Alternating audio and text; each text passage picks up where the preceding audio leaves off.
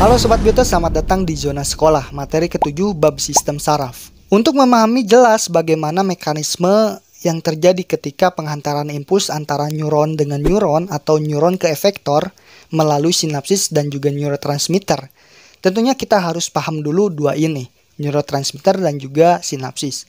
Untuk sinapsis kita udah pelajari di materi sebelumnya, dan sekarang kita bakalan belajar tentang neurotransmitter. Oke, langsung saja mari kita belajar. Dari pembahasan pada materi sebelumnya, kita udah ngebahas jenis-jenis sinapsis.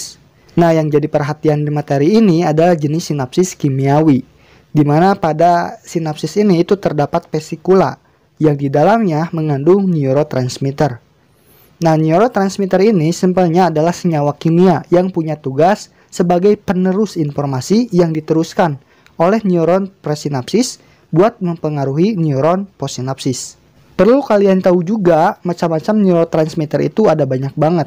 Tapi di sini saya bakalan bahas jenis neurotransmitter berdasarkan pengaruhnya aja. Yang mana dibedakan jadi dua. Ada neurotransmitter eksitasi dan juga neurotransmitter inhibisi. Kita akan bahas satu-satu. Neurotransmitter eksitasi yaitu neurotransmitter yang membuat postsinapsisnya itu depolarisasi. Atau simpelnya nih, neurotransmitter eksitasi ini bakalan membuat muatan yang ada di dalam membran bagian postsinapsisnya itu lebih positif. Dan potensial membrannya jadi meningkat. Sehingga ini bakalan ningkatin penghantaran impuls. Nah, peristiwa depolarisasi yang terjadi di sini juga itu dikenal dengan excitatory postsynaptic potential. Atau bisa disingkat dengan EPSP. Untuk contoh jenis neurotransmitternya itu ada acetylcholine, epinefrin, dan juga histamin. Sedangkan kalau neurotransmitter inhibisi ini tuh adalah neurotransmitter yang bisa ngebikin postsinapsisnya itu jadi hiperpolarisasi.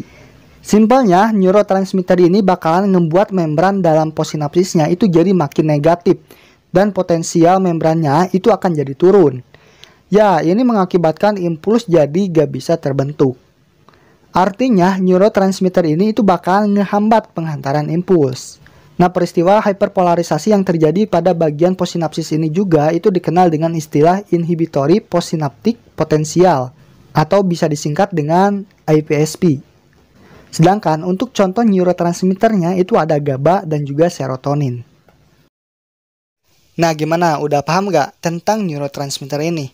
Jadi intinya, neurotransmitter ini adalah sebuah senyawa kimia yang punya tugas buat nganterin informasi dari neuron bagian presinapsis menuju neuron bagian postsinapsis. Nah, karena neurotransmitter ini sebuah senyawa kimia, makanya neurotransmitter itu bisa ditemuin di sinapsis jenis kimiawi.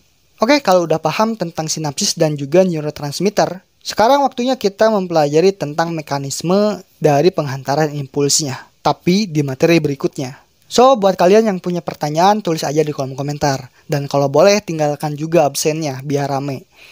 Dan semoga materi kali ini bisa dicerna, berfungsi, dan hidup buat Sobat Bioto semua. Jangan lupa juga tonton dan pelajari materi selanjutnya, serta video pembelajaran lainnya. Jadi, see you next video sob.